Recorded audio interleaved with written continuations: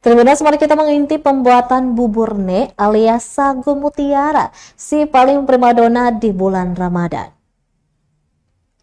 Sagu mutiara atau dalam dialek Maluku disebut bubur ne merupakan bahan makanan khas Provinsi Maluku.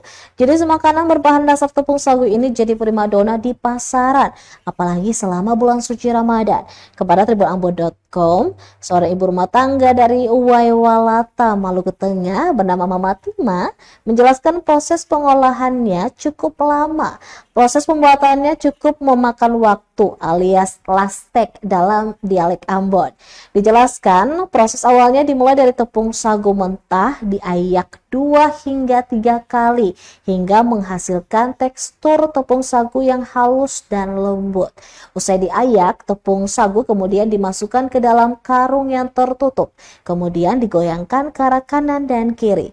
Proses penggoyangan atau dalam bahasa lokal lekae tadi akan membentuk butiran sagu mutiara. Disarankan 2 orang melakukan proses ini. Butiran buburnya itu masih melewati tahap penyaringan dengan pengayak khusus atau tapis-tapis sagu.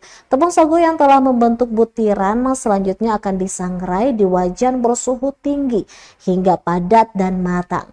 Proses akhirnya butiran buburne tersebut melalui proses penjemuran hingga buburne siap diolah menjadi berbagai jenis makanan.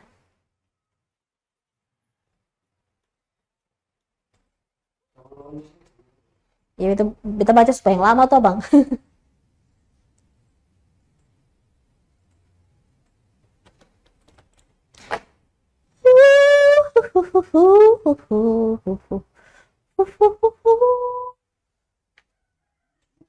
Sudah. Apa di? Hmm.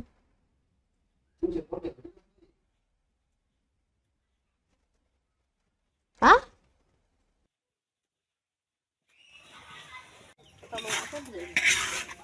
Tadi suang kakak mana tuh taruh? Kapas itu dia lagi jemur nih. Sekarang.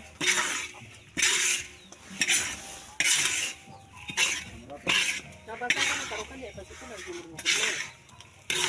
Oh.